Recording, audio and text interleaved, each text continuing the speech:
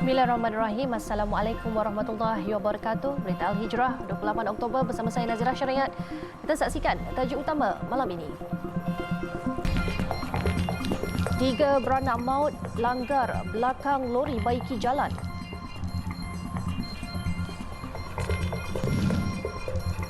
Said Saddiq diarah bela diri.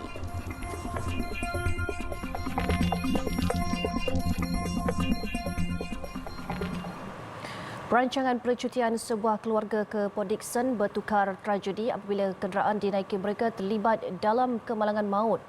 Insiden berlaku di kilometer 216 Lebuh Raya Utara Selatan arah utara berhampiran Plaza Tol Simpang Ampat di Alur Gajah pagi tadi. Dalam kejadian kira-kira pukul 11 pagi itu, mangsa Muhammad Nazirul Syafiq Azmi dan Zubaidah Abdul Rajak yang berusia 28 tahun serta anak lelaki mereka Muhammad Rizki berusia setahun 4 bulan disahkan maut di lokasi kejadian selepas mengalami kecederaan parah di bahagian kepala. Bapa kepada Allahyarham Zubaidah Abdul Rajak Sakiman 66 tahun berkata dia dan isteri bersama 6 anaknya memang merancang untuk bercuti di Port Dickson pada cuti hujung minggu ini. Dia kemudian bertolak ke pusat peranginan itu dari rumahnya di Muar pada 11 pagi tadi, manakala Allahyarham Zubaidah sekeluarga dan seorang lagi kakaknya bertolak dari Johor Bahru dengan menaiki kereta berasingan. Bagaimanapun dia mula berasa pelik apabila anak ke-6 daripada 7 beranak itu lewat sampai ke Port Dickson selain gagal dihubungi sebelum dimaklumkan mereka sekeluarga terbabit kemalangan. Abdul Rajak berkata dia redha dengan pemergian anak, menantu dan cucunya itu.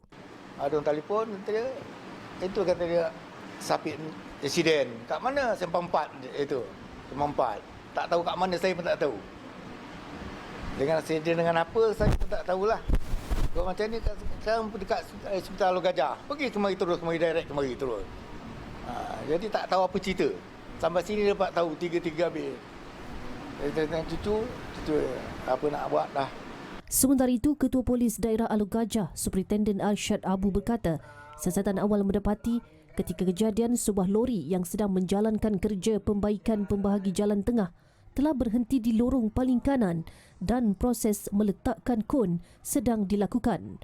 Pasangan suami isteri yang menaiki kereta jenis Honda Jazz itu kemudian telah datang dari arah belakang dan melanggar lori berkenaan. Mengulas lanjut katanya akibat pelanggaran itu ketiga-tiga mangsa disahkan maut di lokasi kejadian manakala pemandu lori berkenaan tidak mengalami sebarang kecederaan. Kedua-dua kenderaan terlibat telah ditahan dan akan dibawa ke Puspakom untuk pemeriksaan kenderaan dan kes disiasat di bawah Seksyen 41-1 Akta Pengangkutan Jalan APJ 1987. Manakala di Pulau Pinang, 2 beranak maut ketika dalam perjalanan ke sekolah. Motosikal yang dinaiki mangsa dipercayai terbabas sebelum terjatuh di atas jalan dan dilanggar sebuah kenderaan pelbagai guna MPV di Jalan Padang Menora dalam kejadian kira-kira 7.15 pagi hari ini. Ketua Polis Daerah Seberang Perai Utara SPU SCP Muhammad Razi Ahmad berkata, mangsa Izham Hanif Ibrahim 46 tahun dan anak lelakinya Adib Darwish 15 tahun meninggal dunia di lokasi kejadian akibat kecederaan parah. Jelasnya kemalangan itu dipercayai berlaku apabila motosikal dinaiki 2 beranak berkenaan hilang kawalan menyebabkannya terbabas ke laluan bertentangan sebelum kedua-dua mereka terjatuh ke atas jalan.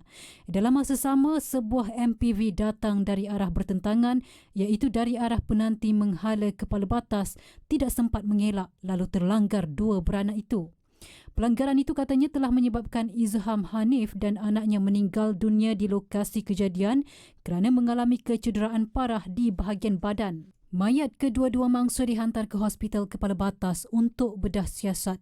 Kes disiasat mengikut Seksyen 41-1 Akta Pengangkutan Jalan 1987.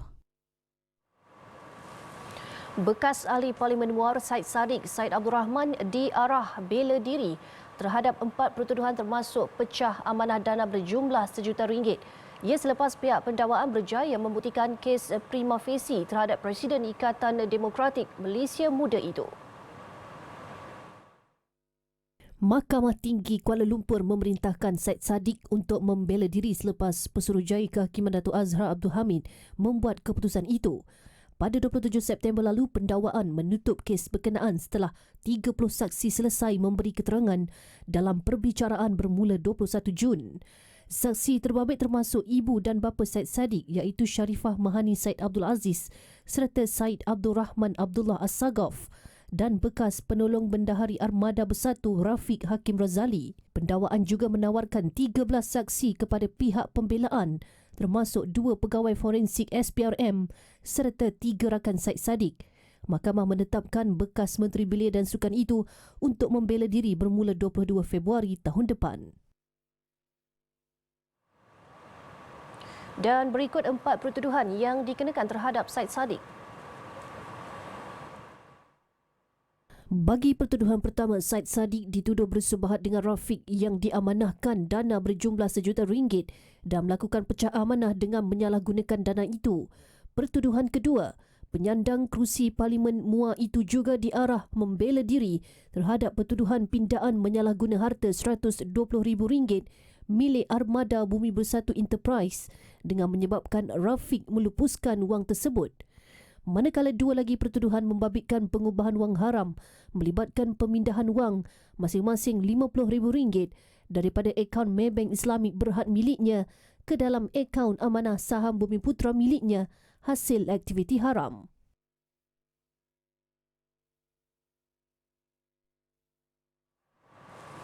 Seorang lelaki berusia 33 tahun dihadapkan ke Mahkamah Majistret Seremban atas pertuduhan menipu dengan memperdaya mangsa melalui aplikasi WhatsApp tahun lalu. Sean Lee Kim Boon dituduh terlibat dengan satu perkataan jahat jenayah dengan menipu menawarkan pelaburan tidak wujud melalui aplikasi berkenaan. Bagaimanapun tertuduh mengaku tidak bersalah di hadapan Magistrat Nur Zaliza Tasmin. Sean Lee telah menyatakan bahawa skim pelaburan Vanguard Investment merupakan satu skim pelaburan yang wujud dan telah mendorong mangsa memasukkan wang pelaburan ke dalam skim berkenaan yang mana ia bertentangan dengan Seksyen 415 Kanun Keseksaan. Perbuatan itu dilakukan pada 13 November 2021 pada jam 10 malam di sebuah kondominium di Residensi Ester Pusat di Mesa Putra dinilai. Berikutan itu tertuduh didakwa melakukan kesalahan yang boleh dihukum di bawah Seksyen 120B Kanun Keseksaan. Jika sabit kesalahan boleh dipenjara tidak lebih 6 bulan atau denda atau kedua-duanya. Timbalan Pendakwa Raya Nurul Muhaimin Muhammad Azman mencadangkan jaminan RM7,000 dengan seorang penjamin. Peguam Elvin Tan merayu supaya jaminan rendah diberi terhadap anak guamnya kerana dia merupakan penanggung tunggal keluarga selain menjaga ibu berusia 65 tahun yang merupakan orang kurang upaya OKU. Mahkamah kemudian menetapkan jaminan RM2,500 dengan seorang penjamin dan sebutan semula kes 11 November ini. Agung arah percepatkan pembinaan rumah mangsa banjir. Sebentar tadi telah masuk waktu solat fardu isyak bagi wilayah Persekutuan Kuala Lumpur dan kawasan-kawasan yang sewaktu dengannya. Solatlah secara berjemaah kerana ia lebih afdal daripada solat bersendirian dengan 27 kali darjat.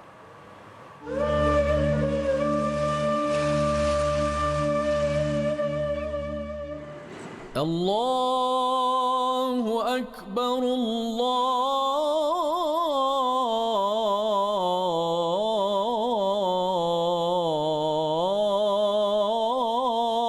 Akbar, Allahu Akbar, Allahu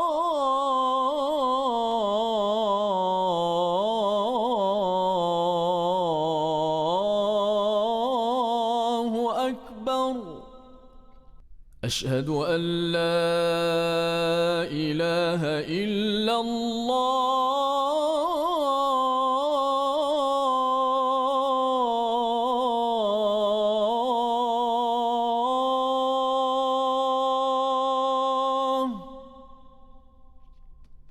أشهد أن لا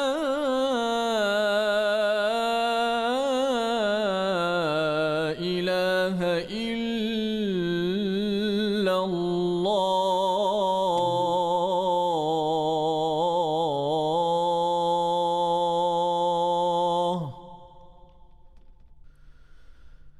أشهد أن محمدا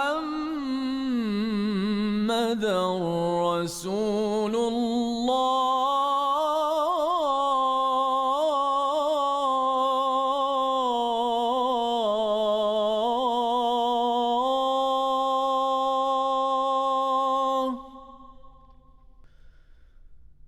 أشهد أن محمدا رسول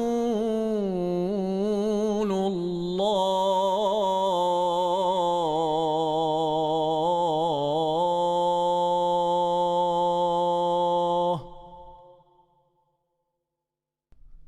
حي على الصلاة.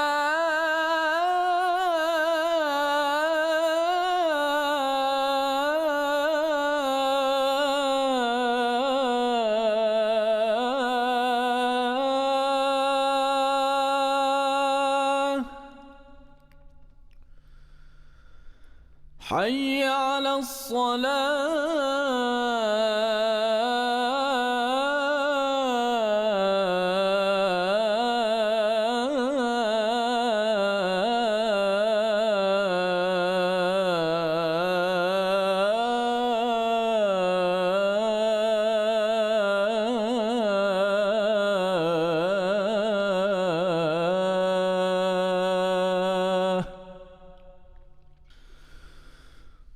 حي على الفلاح.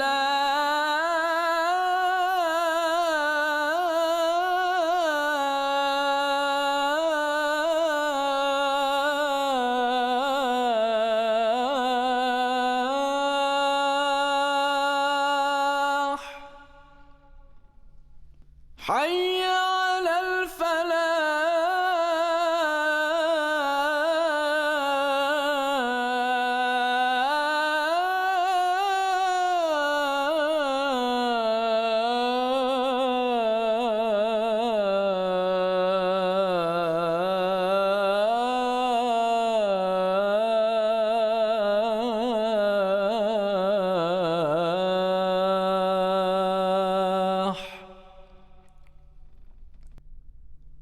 الله أكبر الله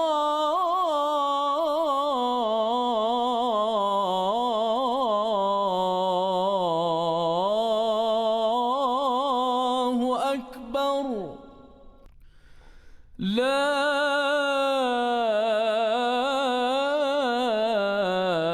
إله إلا الله.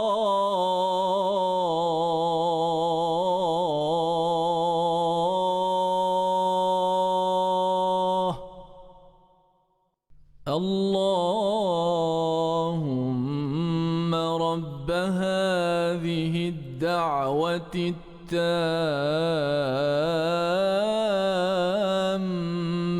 والصلاة القائمة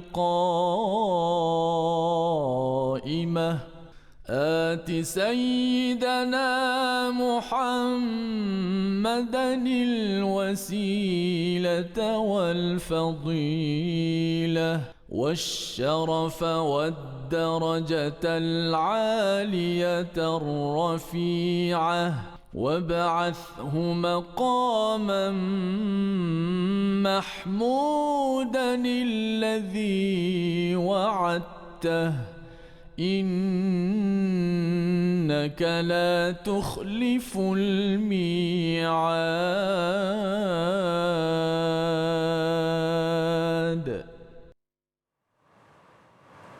Kita ke laporan seterusnya. Kontraktor Rumah Rakyat Al-Sultan Abdullah di Negeri Pahang diarah untuk mempercepatkan pembinaan rumah berkenaan sebelum tiba monsun Timur Laut MTL yang dijangka bermula November ini. Yang di-Pertuan Agong Al-Sultan Abdullah Ahmad Shah bertitah mereka perlu menyegerakannya walaupun keadaan cuaca yang tidak menentu supaya penerimu yang terjejas banjir dapat berpindah secepat mungkin. Titah baginda pihak kontraktor harus mempercepatkan kerja pembinaan walau terpaksa bekerja dalam hujan, namun perlu menjaga kualiti dan mutu pembinaannya. Dan jangan nak mengingatkan supaya terus bersyukur lagi dan doakan supaya kita tidak menghadapi banjir. Jadi itu sajalah ingatan saya, dan saya juga harap pihak kontraktor dapat usahakan untuk mempercepatkan, walaupun kalau terpaksa bekerja dalam hujan, tolonglah kerja supaya mereka dapat pindah dengan secepat mungkin. Baginda bertitah demikian ketika mencemar duli di Majlis Pelancaran Projek Perumahan dan Penyampaian Surat Tawaran Bantuan untuk Mangsa Banjir Negeri Pahang, Sumbangan Pertubuhan Bulan Sabit Merah Emiriah Arab Bersatu UAE di Kampung Temai Hulu Pekan. Rumah rakyat Al-Sultan Abdullah dibina sebanyak 123 buah di beberapa kawasan kritikal, membabitkan 7 buah daerah iaitu Pekan, Lipis, Jerantut, Raub, Maran, Temerloh dan Bentong. Kerajaan Emiriah Arab Bersatu UAE telah menyumbangkan dana berjumlah 12.75 juta ringgit dalam usaha membantu Kerajaan Pahang menangani masalah banjir sekaligus dapat menjayakan projek rumah rakyat tersebut. Sementara itu, kebanyakan penerima merupakan penduduk terjejas banjir di perumahan PPRT Desa Al-Ayubi, Kampung Temai Tengah di Pekan. Syukur Alhamdulillah, hingga tak cakap, tak kata terima kasihlah kerajaan semua bagi saya, Alhamdulillah ada tempat tinggal, tempat tak ada berbanjir. Perasaan saya dapat rumah baru ni maknanya gembira lah, maknanya selama ni pun setiap tahun rumah makin teruk maknanya dalam rumah pakai pinggang kadang air maknanya tiap tahun perabot ni habis lah. Mana kalau dapat tempat baru ni, alhamdulillah lah tempat tak naik air. Mata memandang berat lagi bebanan yang terpaksa dipikul. Penderitaan itu dilalui Munirah Muttalib dari Taman Wira Mergung Alustar yang terpaksa menggalas tanggungjawab sebagai ibu dan bapa untuk anak tunggalnya yang menghidap penyakit sawan tarik dengan gaji bulanan yang kecil. Berstatus ibu tunggal dengan memperoleh pendapatan RM450 sebulan, ditambah tinggal di bandar, sesuatu yang perit untuk meneruskan kelangsungan hidup. Namun Munirah tetap cekal dengan wang hasil upah mencuci dan mengemas rumah itulah digunakan sebagai wang belanja dan biaya kos rawatan anaknya, Muhammad Haziq Hasrul Aswad, 14 tahun. Menurut Munirah, anaknya itu mendapat penyakit sawan tarik selepas menghidap demam panas ketika berusia 5 tahun. Selepas 3 minggu berada di unit rawatan rapi ICU, anaknya itu disahkan tidak seperti kanak-kanak lain. Munirah berkata kini setiap bulan dia terpaksa berulang-alik ke hospital bagi pemeriksaan kesihatan dan fisioterapi Muhammad Haziq. Bulan sekali ya, tapi kalau yang doktor pakar tu 6 bulan sekali. Untuk nak tengok dia punya perkembangan dia lah.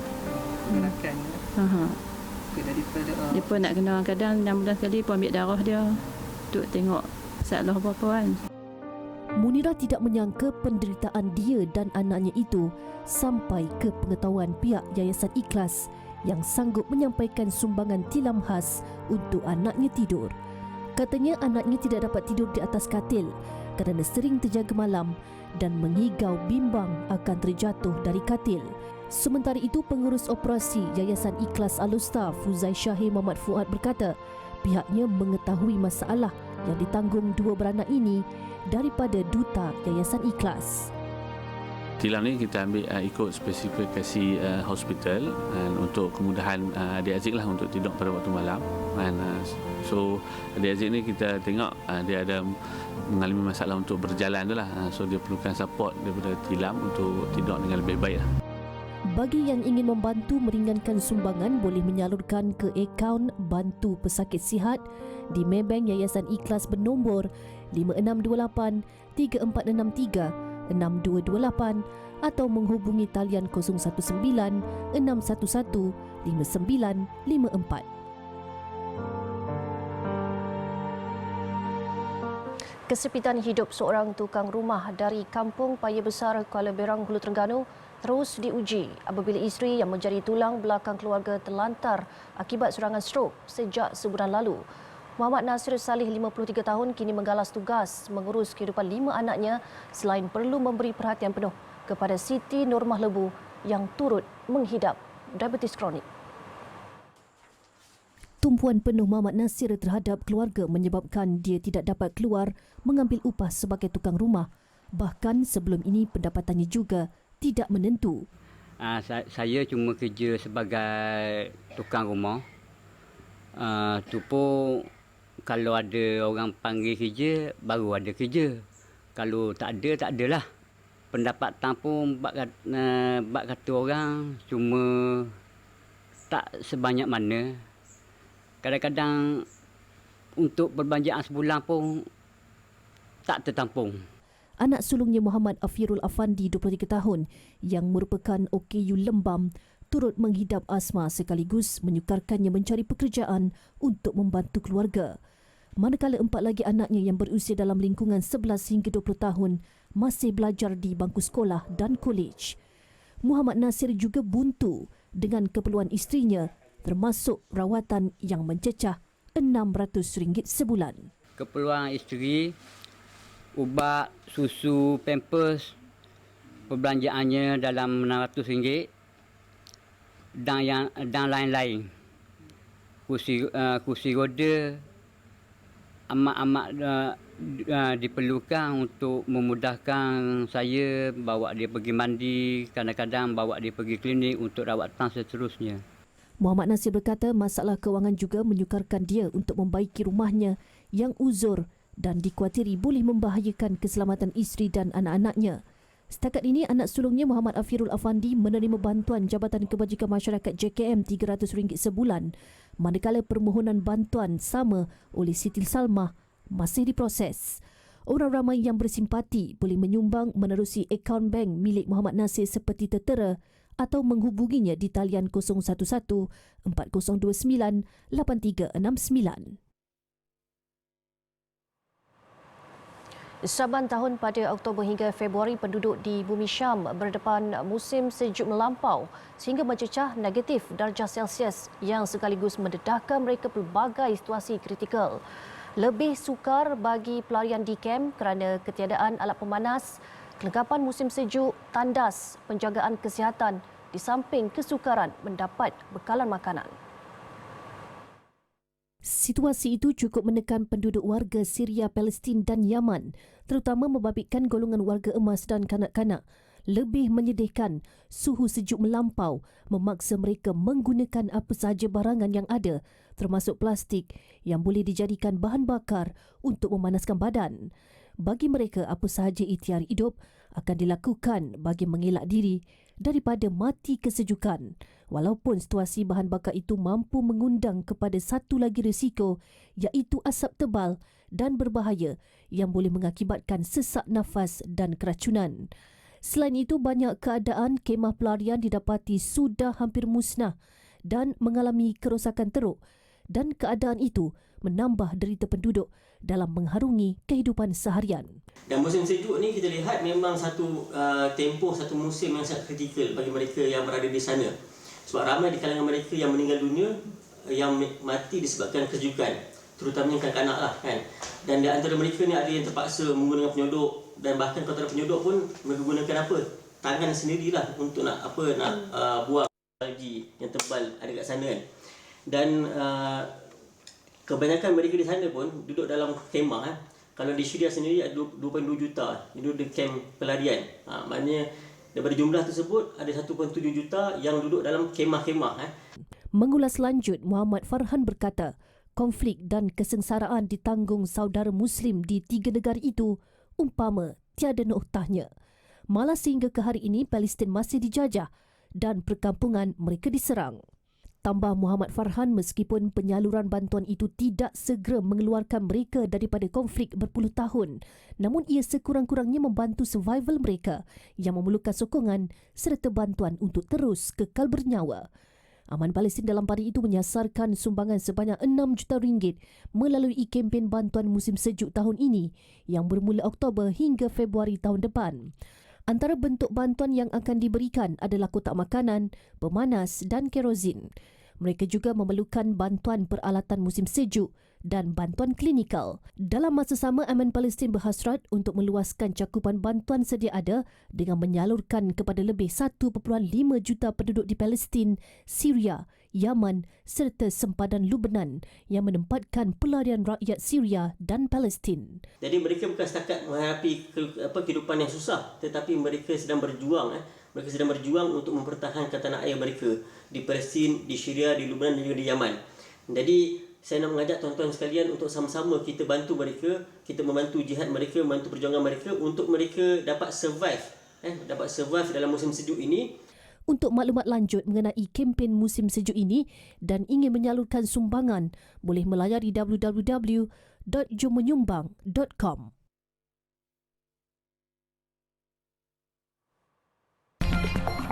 Selepas ini, ribut di Filipina ragut 31 nyawa. Alhamdulillah, masih bersama berita Al-Hijrah, kita ke perkembangan luar negara. Tanah runtuh dan banjir susulan ribut tropika Nalgae yang melanda selatan Filipina ragut 31 nyawa setakat ini. Air dilaporkan naik mendadak sekaligus menenggelamkan wilayah Kota Batu yang didiami 300,000 penduduk di Pulau Mindanao. Ribut itu turut mengakibatkan banjir kilat yang membawa sisa pokok tumbang, batu dan lumpur. Terdahulu angka korban hanya merekodkan 13 orang dan dilaporkan meningkat ketika operasi menyelamat giat dijalankan. Pasukan penyelamat berjaya mendapatkan 16 mayat daripada Datu Odin Sinswat, 10 dari Datu Belah Sinswat dan 5 dari Pekan Upi. Sementara itu, air banjir telah surut di beberapa kawasan kecuali di bandar Kota Batu. Nalgae kini menuju ke bahagian utara atau tengah Filipina dan dijangka membadai wilayah itu esok atau Ahad. Susulan itu, hampir 5,000 orang telah dipindahkan, manakala perkhidmatan feri digantung. Secara purata, 20 taufan dan ribut melanda Filipina setiap tahun yang meragut banyak nyawa selain menyebabkan kemusnahan teruk.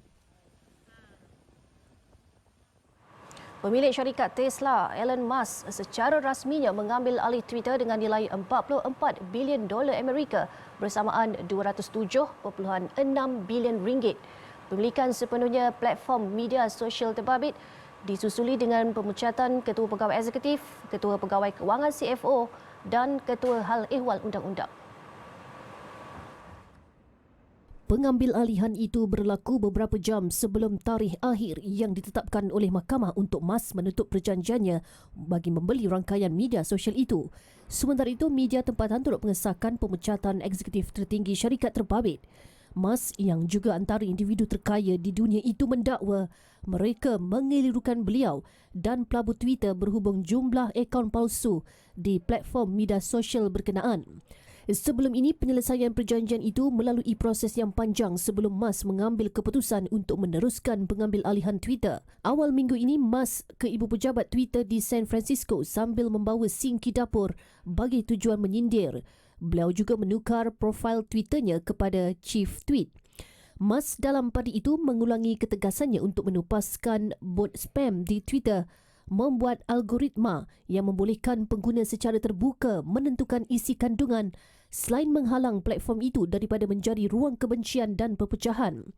Beliau turut merancang mengurangkan jumlah pekerja, menyebabkan kira-kira 7,500 staf Twitter kini bimbang mengenai masa depan mereka. Ratusan penduduk di Lhasa, Tibet turun ke jalanan bagi membantah sekatan berterusan China dalam membendung penularan COVID-19. Terdahulu, visual demonstrasi yang jarang berlaku di wilayah dikawal ketat itu tular di media sosial. Lhasa dikenakan perintah berkurung sejak hampir 3 bulan selaras dengan strategi sifar COVID-19. Jutaan penduduk berulang kali diarah berkurung setiap kali kes meningkat. Susulan itu, ia mencetuskan bantahan penduduk kerana mereka mendakwa berdepan masalah bekalan makanan selain keadaan yang teruk di kemudahan kuarantin. Ramai anggota keselamatan dikerah berkawal di Tibet. Tunjuk perasaan kemarin dipercayai adalah yang terbesar sejak 2008. China melaporkan lebih 1,000 jangkitan baharu hari ini untuk hari keempat berturut-turut. Pada awal minggu ini, pihak berkuasa mengenakan perintah berkurung di Wuhan, iaitu lokasi wabak COVID-19 kali pertama tercetus pada akhir 2019. Hari ini, bandar Mudanjiang yang terletak berhampiran sempadan Rusia di utara menguatkuasakan perintah berkurung selama 3 hari ke atas kira-kira 2 juta penduduknya. Seorang doktor ditahan pihak berkuasa Gondar, India selepas merogol seorang pesakit wanita yang sedang mendapatkan rawatan di kliniknya. Doktor tersebut dipercayai telah menyuntik bahan pelali kepada mangsa dan rakapannya telah tular di media sosial. Menurut media tempatan, mangsa 20 tahun dari sebuah perkampungan di Vishnupar dikatakan telah ke klinik tersebut untuk mendapatkan rawatan. Bagaimanapun, suspek Jolacap memaksanya untuk berbaring di katil dan mengatakan bahawa dia perlu menyuntik ubat di bahagian pinggul. Difahamkan mangsa tidak sedarkan diri kerana disuntik ubat pelali dan hanya menyedari telah dirogol selepas sedar. Mangsa yang ketakutan hanya berdiam diri, namun keluarga mangsa telah ke klinik tersebut dan mendapati suspek telah melarikan diri. Laporan polis telah dibuat dan polis telah menutup klinik tersebut. Menurut polis, suspek telah merogol ramai gadis dengan modus operandi sama.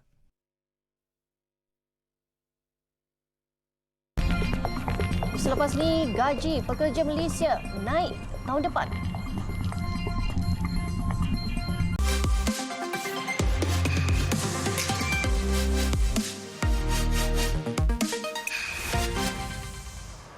Bertemu kembali, Malaysia merupakan antara 10 negara di dunia yang bakal mencatatkan peningkatan gaji benar pada tahun hadapan. Menurut laporan terkini Perunding Tenaga Kerja ECA International, peningkatan tersebut adalah sebanyak 2.2% pada tahun 2023 berbanding 1.6% pada 2022. Perkiraan gaji benar tersebut berdasarkan pertumbuhan gaji nominal ditolak dengan kadar inflasi. Dalam pada itu, antara 10 negara lain yang dijangka mencatatkan kadar gaji benar pada tahun depan adalah India, Vietnam, China, Brazil, Arab Saudi, Kemboja, Malaysia, Thailand, Oman dan Rusia. Di Asia Tenggara, Malaysia berada pada kedudukan tertinggi dan kelima tertinggi di Asia Pasifik.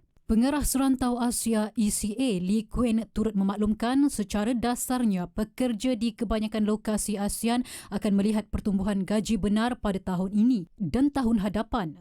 Jelasnya, pekerja yang berpangkalan di Vietnam mendapat manfaat kadar pertumbuhan gaji benar kedua tertinggi tahun ini dan di rantau ini serta dijangka sekali lagi mencatatkan kenaikan pada 2023.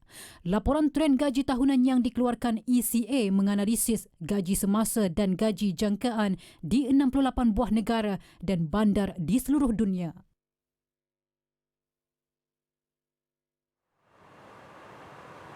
Baik, dengan itu sekian berita Al-Hijrah. Jangan lupa ikuti kami di platform media-media sosial seperti Facebook, Instagram, Twitter, YouTube dan TikTok dan layari alhijrahnews.com untuk lagi berita-berita pilihan dan eksklusif. Saya Nazira Syaringan. Assalamualaikum dan selamat malam.